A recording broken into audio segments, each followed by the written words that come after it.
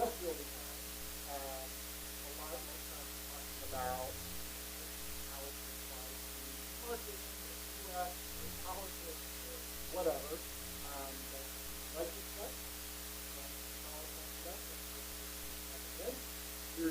about what we're doing. I'm not excited yet, but maybe it'll be a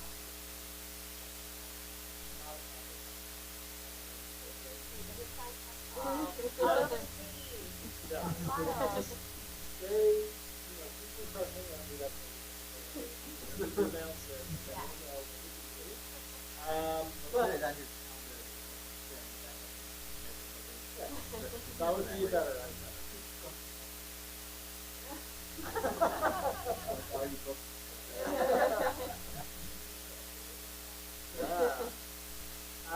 We are sponsored by Capital Factory in Austin, and Robin founded this group and Marvin Lab sponsored us on behavioral science in Austin. And today we have a really awesome, but I'm super stoked about it. But we're going to be learning about design and practice, and learning about it from serious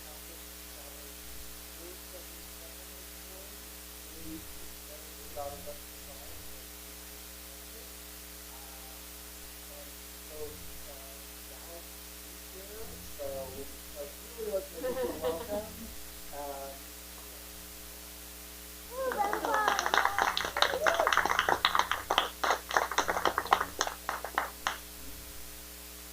This is it. Okay.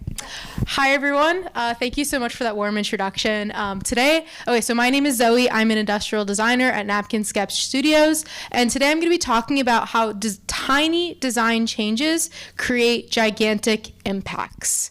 So let's get started. Who has ever encountered a door you could not open?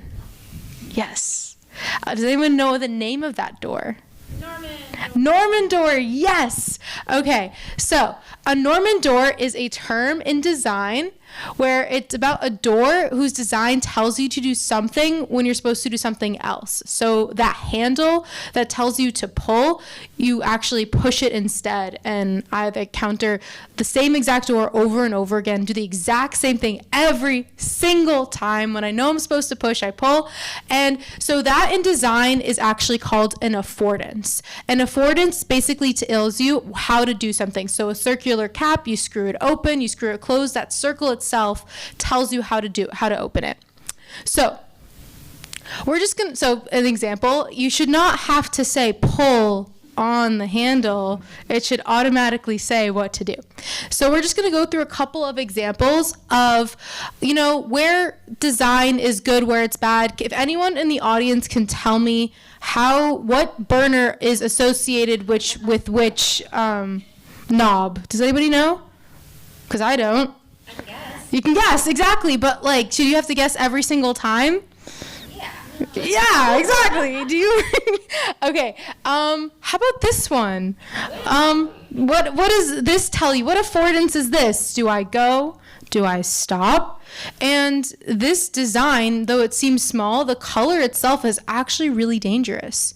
You don't know, this could cause an accident. So that small, tiny design change could really impact someone's life.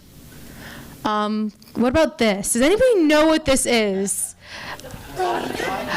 Yeah, I'll give you a hint. It's a picture of my washing machine in Italy. So I was living in a country in a different living in a different language, and I get these symbols. I had no clue what to do and which one was associated with what. And lastly, this. Everyone knows that today's election day. I hope you all cast your vote and we're good upstanding citizens. But for me, whenever I use the machines, I actually get kind of confused, right? And this is actually really important because the design of this machine is super important. It makes you feel strong in your choices when you're voting for your next politician or government, and that even impacts the way you live your life. So these small, tiny design changes have enormous impacts from the way you feel and how secure you are in the vote you cast, whether who you're voting for president. That's really important. So these are just some small examples of how design can impact your life. So just more of an introduction about who I am. So as Sparky mentioned, I won a Core77 Design Award for a redesign of a traditional triage tag for mass casualty response for EMS firefighters. Last year, I lived in Milan I studied my master's in strategic design at Politecnico di Milano, and now I work at Napkin Sketch Studios as an industrial designer. So today we're talking about small changes could have a big impact. So I want to first talk about the OXO potato peeler. Has anyone used that potato peeler before? Yes, I have it in my house. But before the OXO potato peeler existed, this is what occurred. It's elegant but painful, very sharp, uncomfortable to peel potatoes. And this is what inspired OXO, really. So Sam Farber was the designer of OXO, and his wife suffered from arthritis. And they were actually in France, southern France, during a vacation, and she asked him to redesign the potato peeler because it was hurting her hand. And through the design process, as Sam Farber was developing this, they decided that they couldn't design something just for someone with special needs. So they were designing it for someone with arthritis, but because arthritis was an extreme type of use case, they decided it was designing for everybody, and it could also be at a decent price. So from the elegant but painful potato peeler to a nice, very cushiony, very comfortable potato peeler that you all use today. So these are also all the iterations that they went through. As you can notice, they went through hundreds and hundreds. They even went to Japan to get to that really nice thin ribbing that you see on the bottom of the handle. It was very hard for them to find a manufacturer. They also modeled it off of bike handles to see which was most comfortable. And so it's designed with people with arthritis, but because it's designed for people with arthritis, everyone can actually use it. It's 4.8 stars on Amazon, and it's greater than 10,000 were purchased in the last month. And in 2004, Helen of Troy purchased OXO for $275 million. This OXO potato peeler also transformed the kitchen industry because beforehand, a lot of the kitchen industry was very cheap and not designed for the average user. Either you had to buy really poorly designed equipment or have to pay a really high price for like the the Dolce & Gabbana type of mixers, KitchenAid, but like the really high tier in order to have comfortable equipment. So with that introduction, I want to start with a little warm up to get our brains and the creative juices flowing. So you will find on your table, you will find the first stack of paper on top of the ones in the middle. It's full of circles. That's what we're going to use for our first warm up. Yes. So in about 3 minutes, I'm going to give you guys the opportunity to transform our circles into as many different objects as possible. So on your mark, get set, go. If you need any reference images for any ideas to spark your brain, there's some up on the screen for you.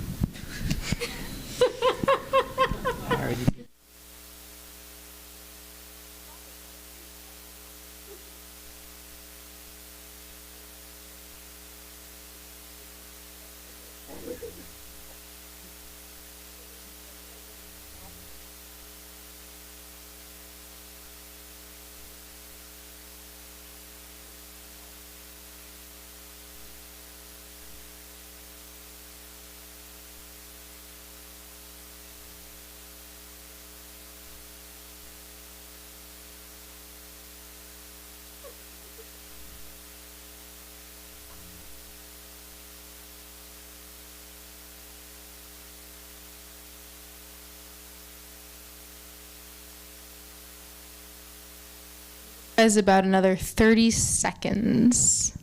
It's okay. You guys have more. There are more exercises. This is not the last one. I promise. It's just the warm up.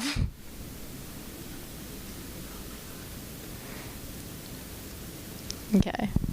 10, 5, 4, 3, 2, 1. Okay. How does everyone feel? Good? Yeah. Woo! Get some energy. So I just want to show your neighbor and discuss, like, what did you start thinking of? Did it get to get easier as you were going through and making more?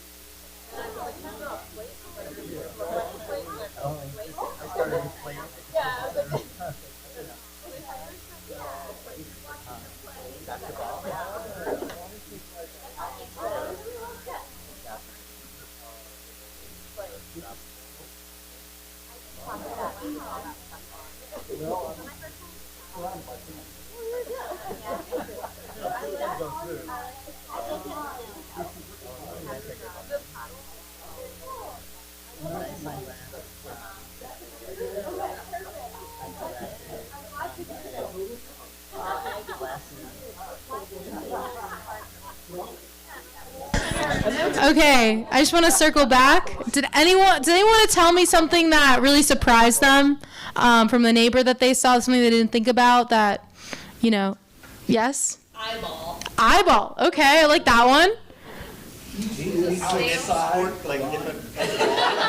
Sports? Sports, you said something in the back, I missed it. Yeah, he threw outside the lines. Outside the lines. We always want to draw outside the lines. I'm someone very pro that. Okay. Okay, so I love to see all the iteration that's going on. Okay, so iteration. So now we're going to go into the next, we're going to go quickly into the next, now that our brains are warmed up. This is going to be a little bit of a different exercise, and we're going to design a business card for a dentist. I promise it's not as daunting as it is, because we're going to be designing business cards with an assigned persona. So it's a little bit more concrete. We're not just going to go willy-nilly, I'm designing a business card for my dentist. So if you look on the next page on the bottom, below the ones that so everyone's going to see, there's going to be tons of squares on one, yes. And you guys are each going to have, each table's going to have a different signed persona. And it should maybe spark some ideas. Kind of think about, if you were that person and you know that style, how would you design that business card? If you guys have any questions, or I can come to your table, help you spark some ideas. We have about, no, we get the persona, it's right there. I think you guys have an assassin. Yeah, so if you're an assassin, you have to design a business card for a dentist. This is us.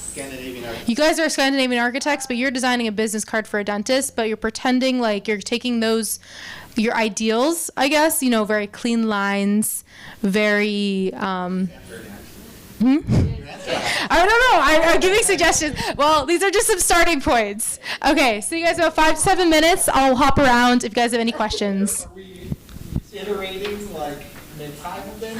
You make as many as come to mind. You guys can work together, you guys can work separately, and then come together at the end. Yes.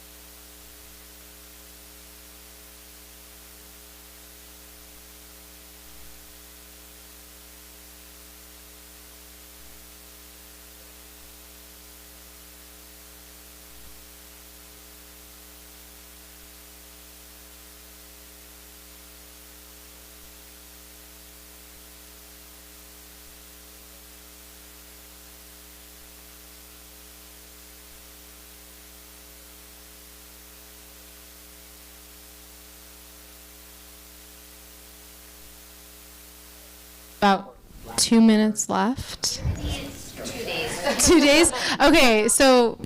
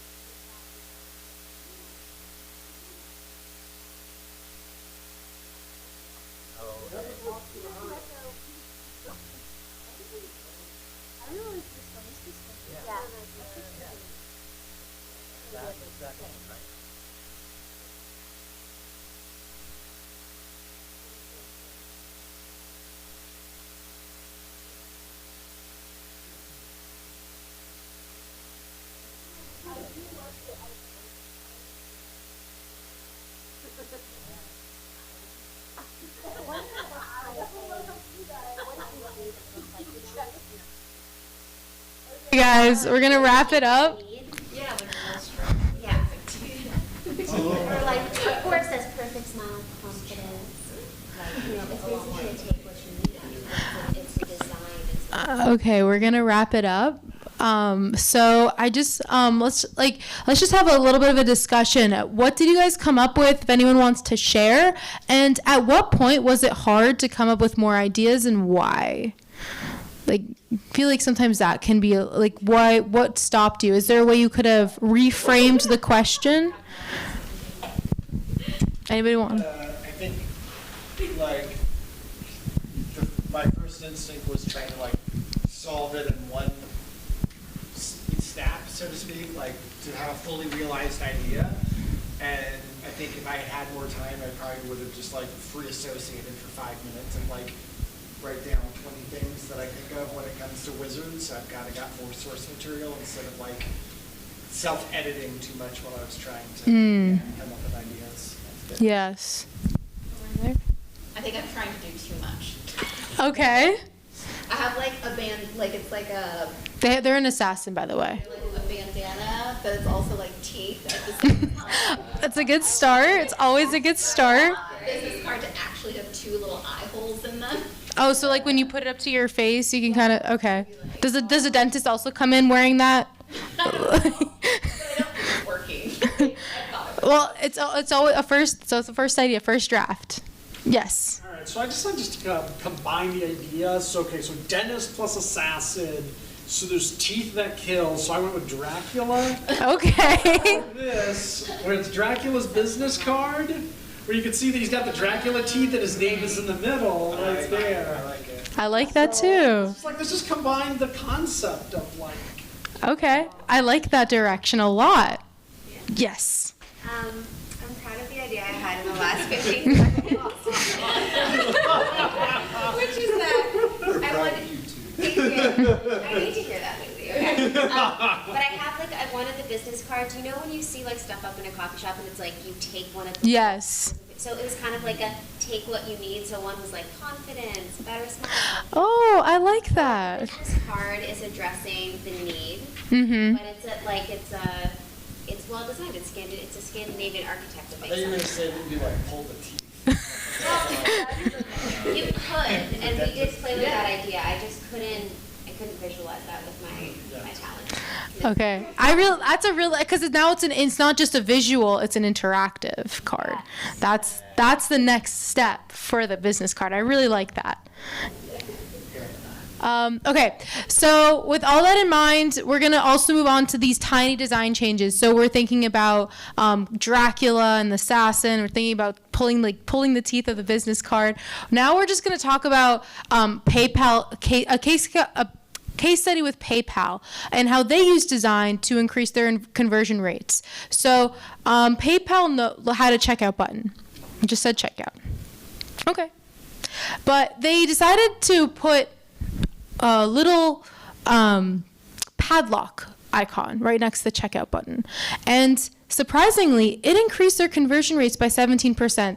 People are more likely to click that button because of that one tiny icon. That's just so interesting. That's design in a nutshell. How it can make you it can change your behavior that significantly by using one tiny little image. Next, we're going to go on to Airbnb. So I'm sure we've all used Airbnb. I personally really enjoy Airbnb because it's very convenient. But when they were first starting out, their pictures kind of looked like that. I don't know. It looks like a haunted house in the middle of a lake. Very uncomfortable. I don't think I would necessarily book my stay in a place that the clown may be staying.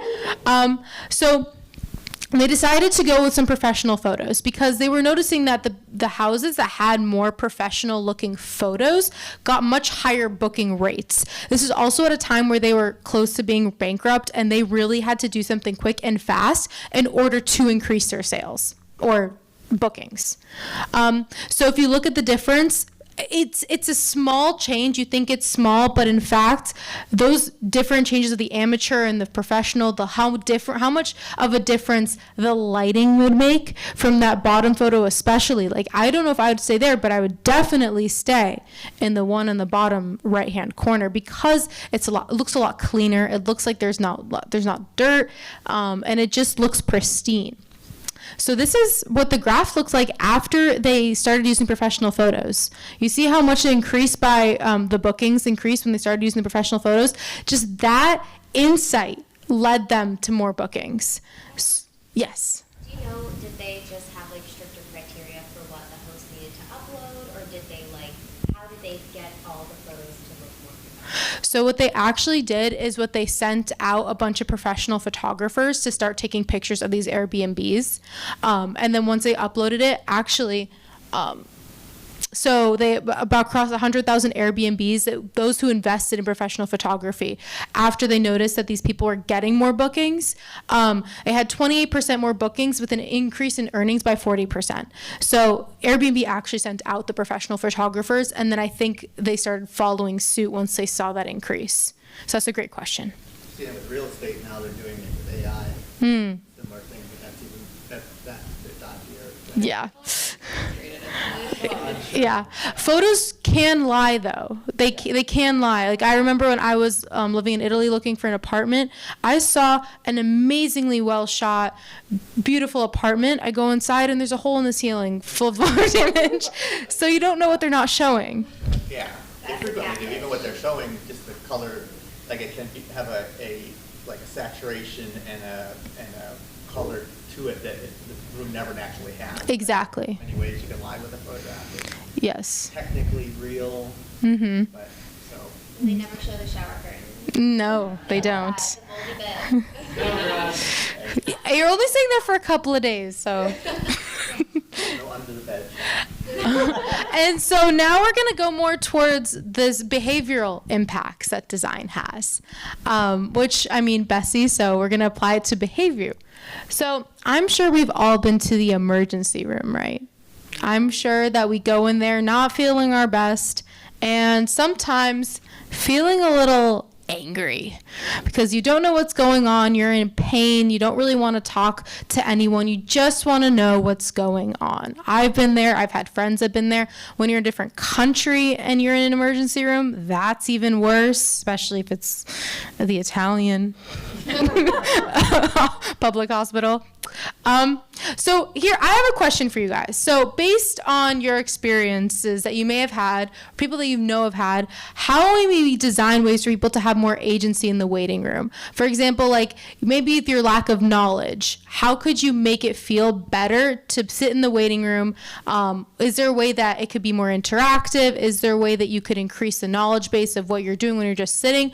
What are some ways of making your stay or your visit a little more pleasant? If yes, ask questions if this is unclear. A screen or accessible from my phone that literally has a countdown clock for when I am going to get. That is a great start. So we're gonna do this in groups. Actually, you're gonna dine it together, just about 10 minutes, just some interventions that you think may help, from a countdown clock that maybe that buzzes in your phone, maybe like a pager that gives you a waiting list. So you know, and makes your life easier. It could be the chairs, making the chairs more comfortable, maybe making the massage chairs. Maybe you have a robot that, waits on your hand and foot, or maybe they're therapy dogs. You get the idea. Okay, so gonna have about 10 minutes. Do you guys?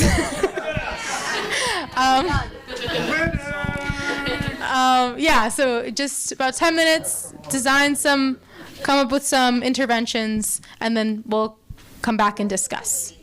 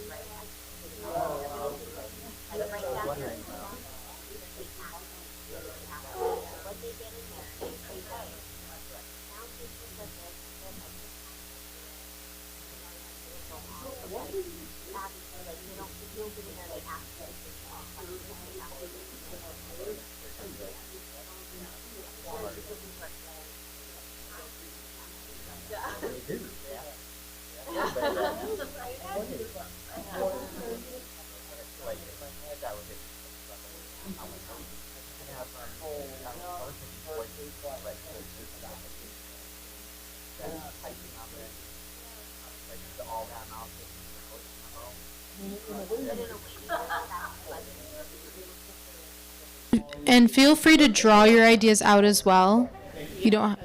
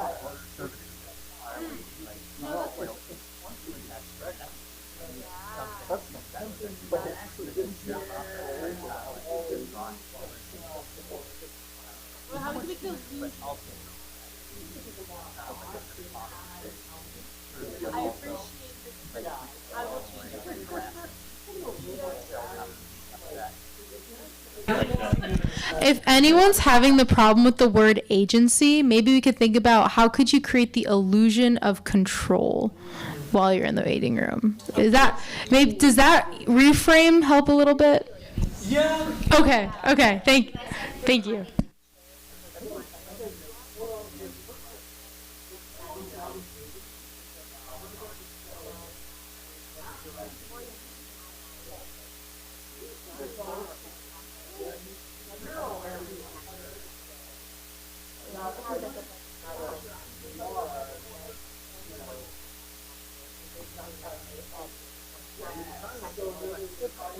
We're gonna have another 3 minutes. 3 minutes. So you guys come up with some more concrete solutions.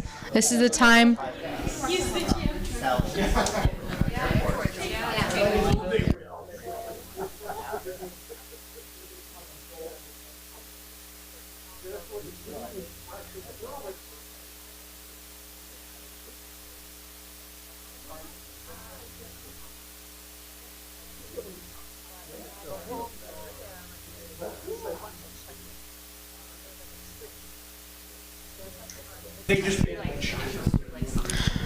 Okay, guys, 1 more minute. Yeah, they actually have that in China where they have like a video game room. Yeah, the women get stuff with their kids, the men are like playing this video game.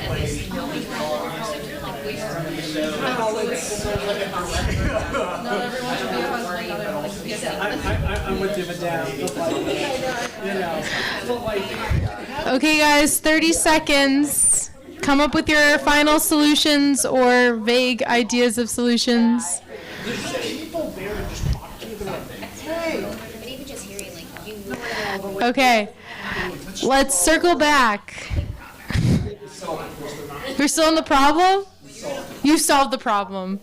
I can't wait to hear. You sound very, has a lot of conviction. What is the solution to the problem? You do the same thing you do in Southwest Airlines. Yeah. Everybody had free entertainment. You would watch the movies, you can anytime sell whatever you want. And everybody would forget what's going on. So basically Wall-E, but in the hospital. Okay. Yes. A comment on that. They had those in China. They banned them because what happened is usually husbands would ditch their wives and end up going to game rooms. When, like, their wives are giving birth or something? Oh, wow, okay. Yeah, that's actually a very common one. So here's some ideas we have. First of all, when you're arriving to that hall, if you're having to pass through this hall and you see tons of people, by the time you get there, halfway through and you're already there, you're really pissed off. You're exaggerating symptoms and everyone's going to have heart attacks and strokes and bleeding to death because they're like, go see me, and I get into the healthcare suit. So one option is could you redesign it like this, where there's many halls, you can stash a bunch of people in different areas, but you can't see them on the hallway getting into that emergency room. Interesting. The front desk, and you feel like, okay, I got a clear shot at the front desk. Number 2, check in with an app. We get that this is cosmetic, but if you push the app and say, I need healthcare, and they tell you, come to this area, you feel like they're waiting for you. Despite the fact that this is one emergency room, waiting room, the perception is they're waiting for you, they're prepared for you. The other thing is, when you said agency, could you have people on hand who are more like crisis managers, like the mindful practitioners? They're there just to hold your hand before the doctor sees you. They're just coming in, they're like, yeah, tell me what's going on. Tell me about the problem you're having. Like, I'm here for you. Let's just, okay, breathe in and out. The doctors are coming. Like, they're there just to make you have someone to go talk to. Because there's something in sociology study about pain perception where it's like talking about pain or just yelling made your perception decrease of the pain. Interesting. Yeah, screaming would be great, or like you're talking to someone about like, oh. There was a Mythbusters episode about that where they had men and women, or they had people swear, allowing people to swear while their hands were in like cold water, and people who swore were able to keep their hands in cold water longer than people that weren't allowed to swear. So by that definition, I could work. And what about you guys? What did you guys come up with? I tried to write down all of our ideas. Okay. Yeah, so we had a nature videos, so something to make you feel like you're not there in that closed environment, and also even better if you could have like access to an outdoor space, similar to some airports where you feel like you're not confined to one area. You feel like you at least have the agency to like change your environment. Maybe that makes time pass quicker. Mini library. Okay. Free Wi-Fi. Also, I think similar to your idea of just like having staff come through, like just to check, do you need anything? Is there anything I can get for you? So just feeling like there's some level of service, even if it's just a, hey, I'm here if you need anything, not necessarily like a one-on-one. What else was I missing? I feel like we lean on a lot of like comfort and care, and I think it's because people who go to the ER have to be, they're not there necessarily by choice, they are there because they need something. So they're going to be stuck there for X amount of time. So giving them a little bit more visibility into how much longer the wait will be, in addition to making the time that they have to be there comfortable and like moderately less miserable would be like a way to deal with that. Or if it changes to indicate why it changed, you have the triage if something big comes in, at least without giving away privacy, at least say there's a reason that you're getting bumped. And then also you have the idea of being able to just log information in, like to fill in more information that you want to tell the doctor or whatever, so you feel like you're actively working on your health and working on the situation while you're waiting. Then the doctor has to reference it. It's not like you get in and they're like, "Are you pregnant?" You know, they have to like reference the comment section 8, right? Like they have to feel like you have to feel like it was Intentional. Yeah, of course. Yes. I know this wasn't the activity, but I do have to ask. Like, Yes. What about the resourcing or scoping this, or like, you know, when we're like all sitting here having fun designing the thing? Yeah. Like, We need a project manager. Okay, that's a great question. Well, that's a great question. So next step, actually, you're leading into the right area. I moved backwards. I'm sorry. So the solution. So this was actually, there was an intervention conducted by Pearson Lloyd in London, where there was a hospital that was experiencing a lot of aggression from patients to practitioners, from verbal abuse, sometimes physical. Not great. We never really want to see that in a hospital. So they actually came in and they did some design interventions. They did waiting times, how busy, location. They found, which is a question, that when they scoped out the problem, the main problem was the lack of knowledge. So when patients had the lack of knowledge and they didn't know what was going on, then they felt like they got really angry. I mean, I feel angry when I don't know what's going on. But once they had that knowledge accessible, it reduced aggression by 50%. That is insane. That is basically unheard of. With just this type of design intervention, a behavioral design intervention, they were able to reduce it by that much. Here are some more statistics as well. So 88% of patients said that the new signage clarified the process. 75% saw it as less frustrating. Threatening body language and aggressive behavior was cut in half. Offensive language and swearing was reduced by 23%, and for every £1 spent on design solutions, $3 was generated in benefits. So, I mean, if anyone wants to argue, we can look at the fiscal repercussions. People sometimes don't want to spend money on design, but in this case, spending money on design had an evident benefit. And evidently benefited both the practitioners and the patients. So just as a wrap up, we went through the physical, OXO potato peeler, seeing how that type of design intervention when it comes to someone with arthritis, designing for someone that maybe has a disability, designing for that disability, and then making it accessible for everyone actually makes the product better. Then we went to digital, talking about PayPal, and then talking about Airbnb, how those types of design changes has a big impact. And then lastly, behavioral, how you can use design to create big behavioral impacts by reducing aggression. And even those small interventions really have big repercussions. Repercussions. So this is just a question I have to ask you. If anyone is working on a project right now, whether it's a physical product, digital, behavioral, what small change can you make that you can apply to your project that will have a significant outcome? Yes. Okay, so one thing I realized, one of the feedbacks I kept getting was... Feedbacks for what? Okay, so I have this platform where people can design like video games using AI. So what happens is that the first time this AI system designs a video game, people type in something in the edit button and they hit the build button. They seem to freak out that the AI is going to recreate everything and just mess up. And they were like really panicking. So I realized one quick intervention, and this is dirt cheap, just change how the edit button looks like between building a new project and refining an existing. So you're saying that if someone has the option to access an edit button, that makes them feel more secure in what they're designing? Yeah, because it gives them the impression that the button will do something different. That's really interesting. There's a podcast called 99% Invisible. I don't know if you guys have ever heard of it. I love that. They have one about the science of waiting.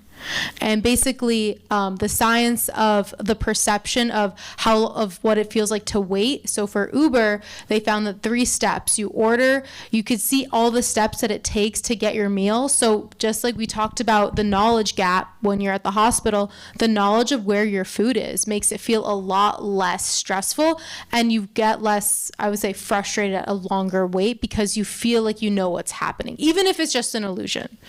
The illusion makes it feel better. Have you heard the one with the baggage claim at the airport? No, I've not. Where they do the party. Yeah, people are constantly complaining because they were able to get to the baggage claim quite quickly after after getting off the airplane, and they got lots of complaints about how long it took for the baggage to come. And eventually, they just routed people. They realized the real problem was how long they were standing there waiting, so they put them through a longer roundabout to get there. And so once they arrived, they had enough time to get the baggage there, and suddenly nobody complained anymore because they figured, I'm busy doing my thing, getting there. That's really funny. Yeah, there's like a famous one, we did this in my strategic design class, where it was, how can you make the wait of an elevator feel less long? It's not about, you're just reframing the question. You're not trying to speed up the elevator. How do you just make the wait feel shorter? I have buttons to close the doors, like a lot of them don't even work. Like it's just a perception thing. I can't answer that. I don't know. I think the crosswalks are definitely an illusion. The crosswalk buttons are an illusion. A lot of thermostats. Yes. So me pressing, wait.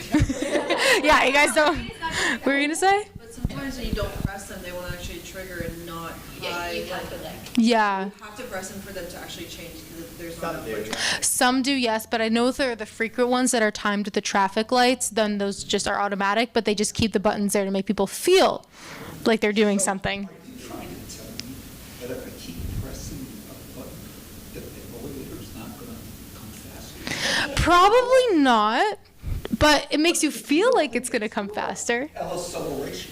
Exactly. Yes.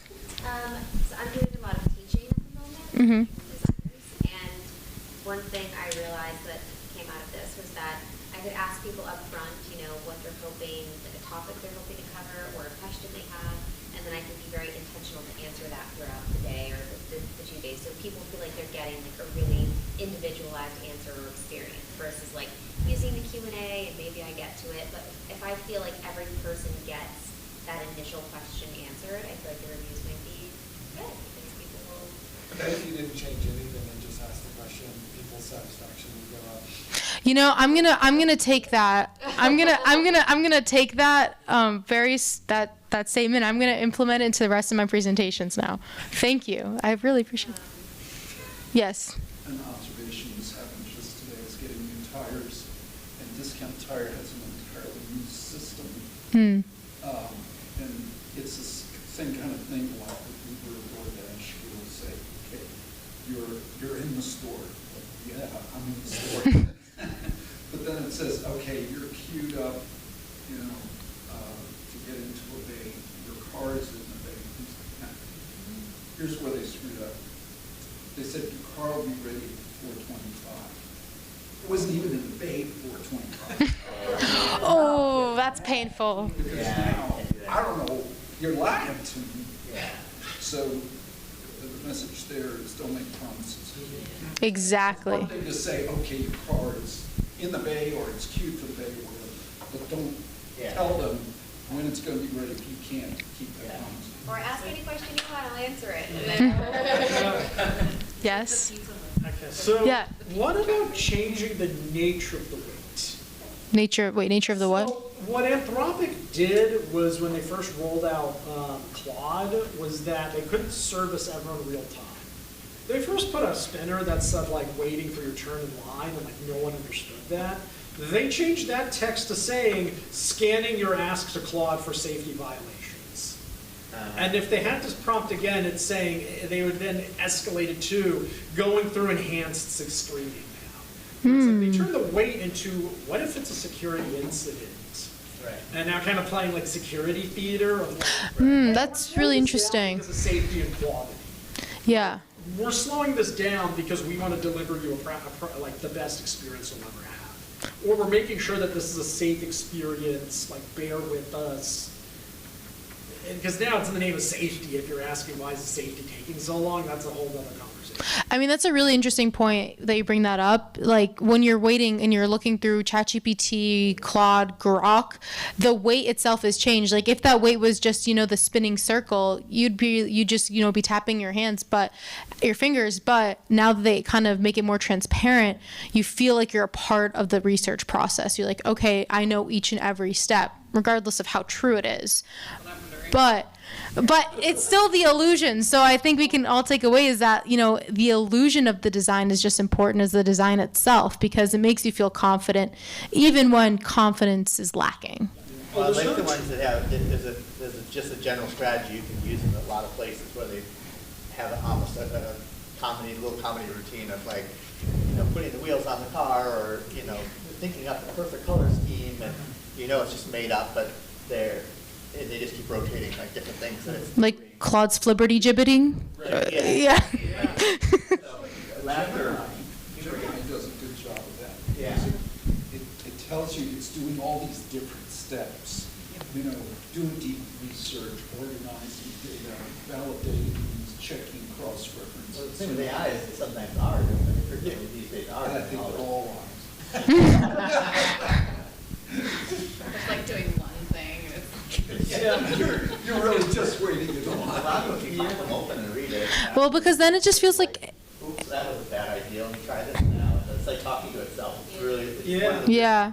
So the reason Instagram had you write tags on stuff was because as soon as you popped the photo, it was starting the upload, and the reason for tags was so you'd be typing while your data's being uploaded to the cloud, and that's why they were like, no, you have to write this many words, where you're like, dang it, what's the tag I'm gonna add? You don't notice it's like a 2-minute upload to the cloud. That's so interesting. I'm learning so many new things right now. I'm feeling totally gypped online. That wasn't the goal of this presentation. Let me just put that out there.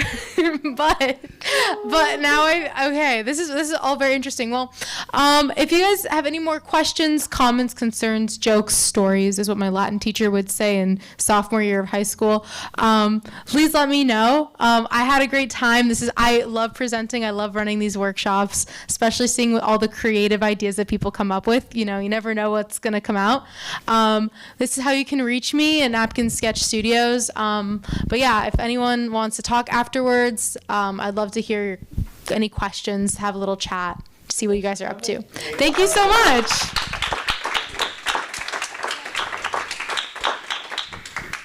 The door to this room is a Norman door. Okay. I just thought I'm really upset.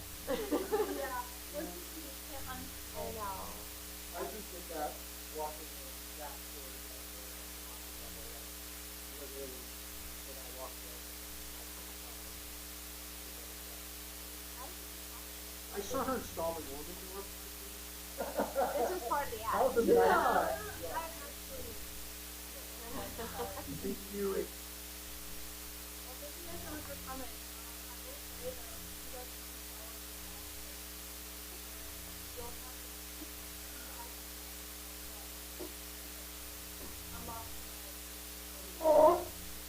Does anybody have any other questions? Yeah, anybody have more questions? I mean, I'm curious, in the world of industrial design, like, what got you interested in it and what are like,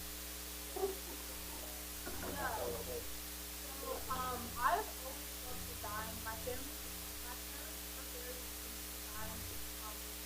Around my house, like comfortable and something as my parents very much into design. So I don't know if you know Rory he's read the Legend book. So they were really more of those like I would say, and they really make design. So our kitchen is kind of designed that way. Really focused on making it possible. And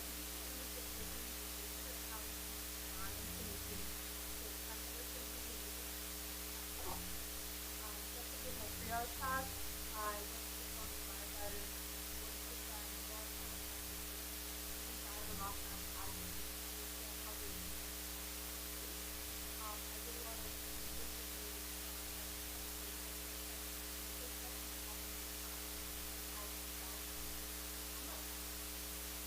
I'm not claiming to be but being able to put myself in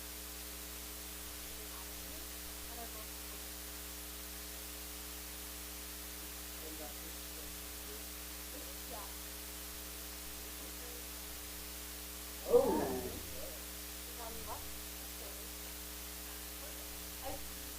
what I find really interesting is that every person I would never want to design that. Or not that I wouldn't want to design it, but I would never like I would never but it's really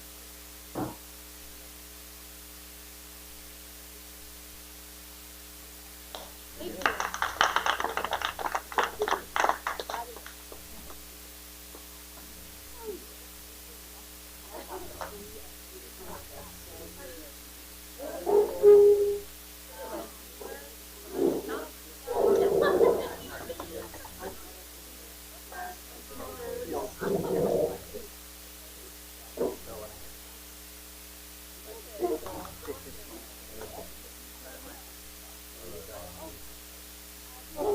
That's really cool.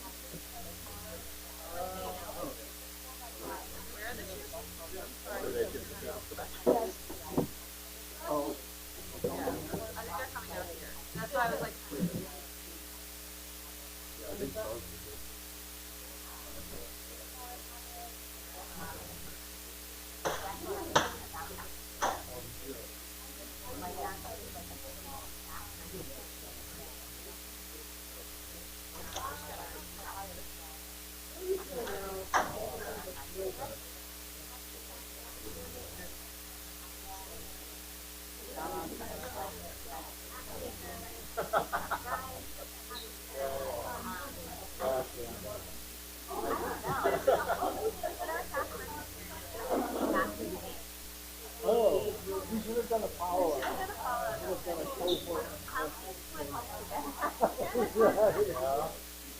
Yeah, so 3 months later, happens there. Yeah.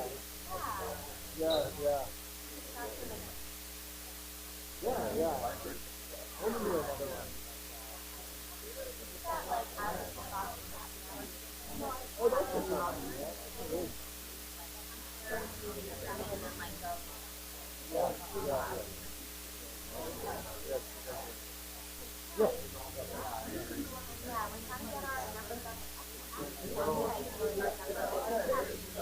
It's hard to like get a group of people doing something at the house and they're super good. They're always on. More than yeah. They miss that.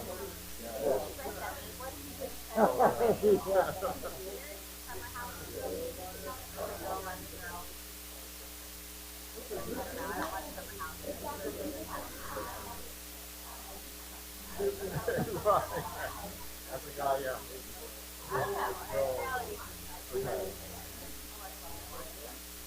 I've heard of that.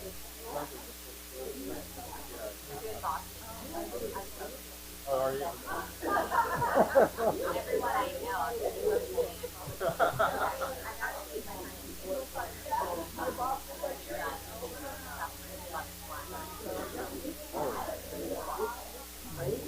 Oh, okay. Yeah.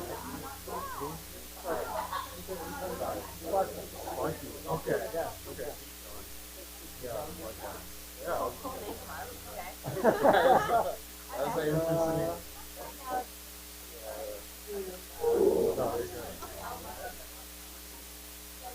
Never heard Sparky. No, it's not me. It's not me. Oh, okay. Oh, okay.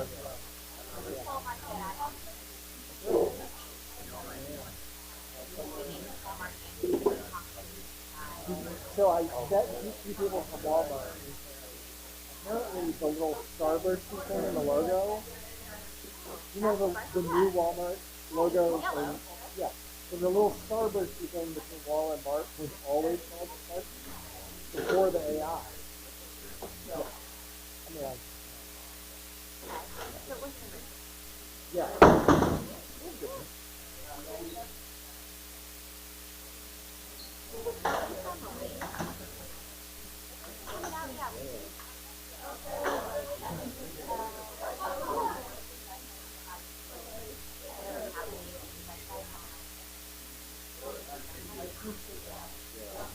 No, I definitely like it.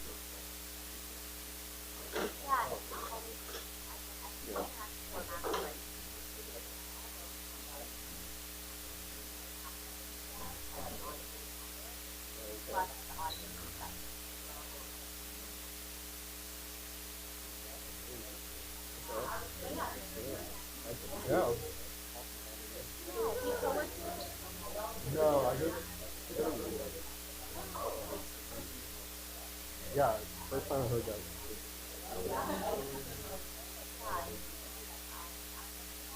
Oh, okay.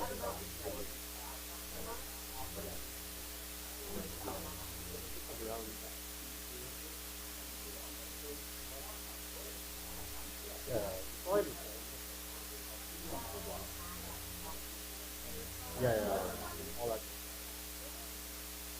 There's a few of them.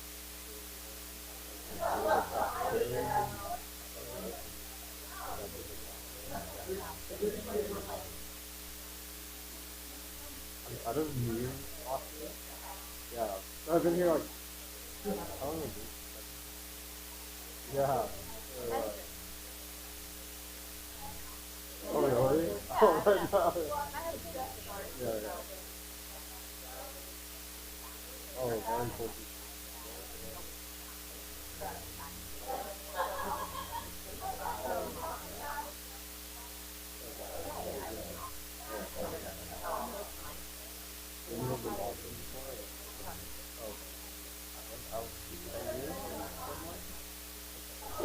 What made you want to go?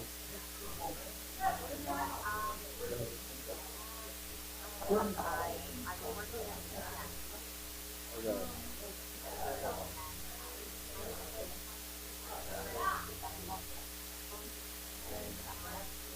You were in Harvard? Oh, you're must be really, really good at what you do. Okay, okay, okay.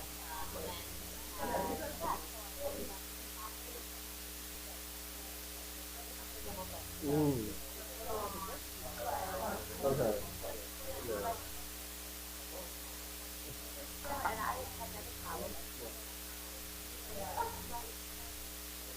Alright, yeah, what is that?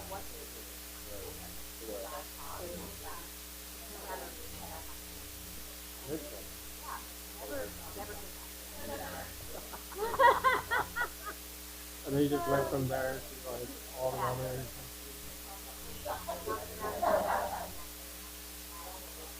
Mm.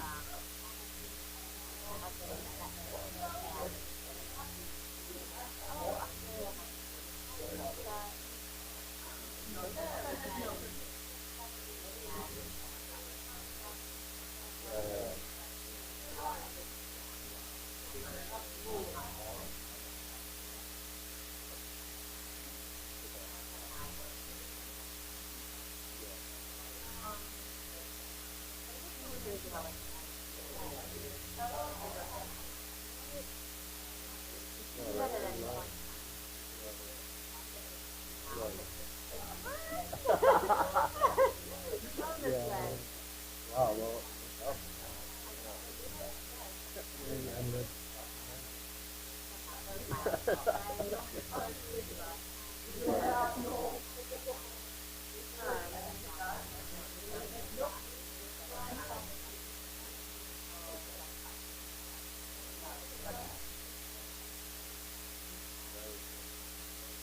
oh, you do that. I might. I don't know if I can run some things by you from time to time. Okay. Awesome. Yeah.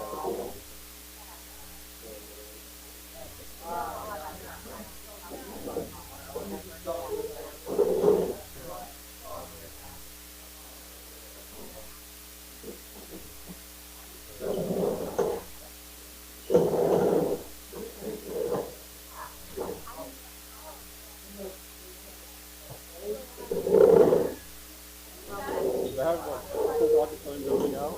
I have one in particular that I feel like behavioral sort of mindset and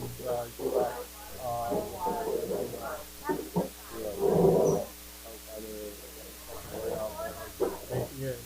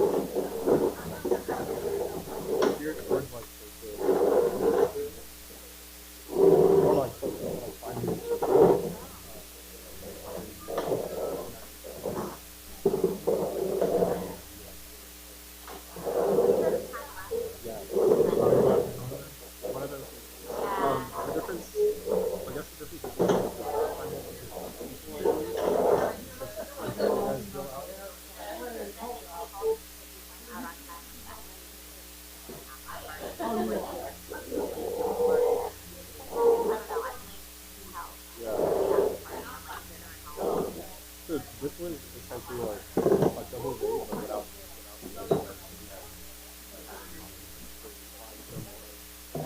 so a little bit dense, but it just works out like it. No ass.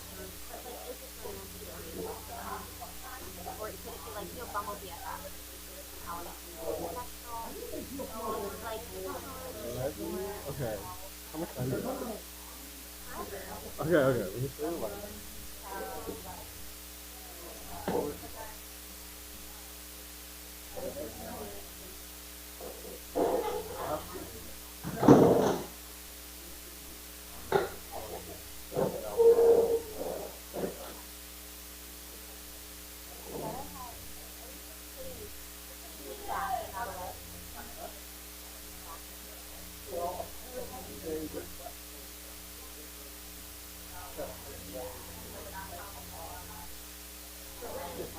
What's he having a panic attack right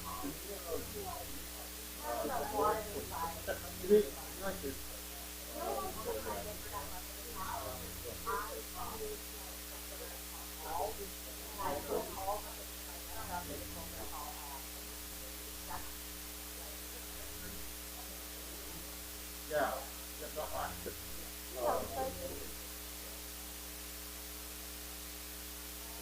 You need more out? Yeah. Apparently there's overdose. Yeah. All right.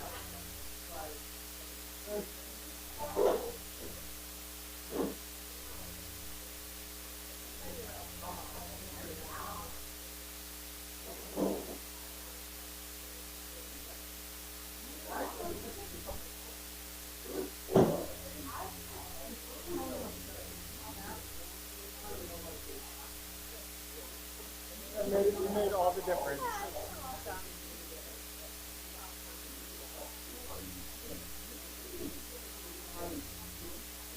Yeah, I'm on